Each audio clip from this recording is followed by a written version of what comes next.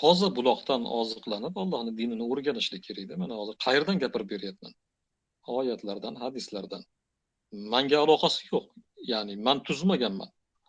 Yo biror bir firqamga chaqirayotganim yo'q. Ana kitobni oching, tekshirib ko'ring. Bor bo'lsa Robbizda amri oling. Yoinki olmasdan kofir bo'lasiz. Ixtiyoringiz. Mana shunaqa bo'ladimi? Xolislik degani din shu. Mani bilgan dinim shu, payg'ambarlar e'tiqod qilgan din shu. Sahobiylar turgan din shu. Boshqasi emas. Hizbiy bo'l, salafiy bo'l, paloniy, pismadoniy, mana u shayx ijtihod qildi, bu mutlaq qildi.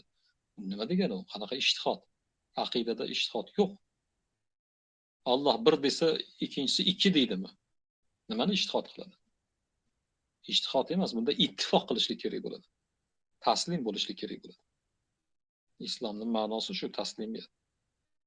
Nima degani u? Allohning birligida ham ijtihod qilsa, borligida ham ijtihod qilsa, hukmlarida ijtihod qilsa, qonuniyatlarda ijtihod qilsa, Allohga nima qolyapti unda? Hammasini peshvolarga topshirsa.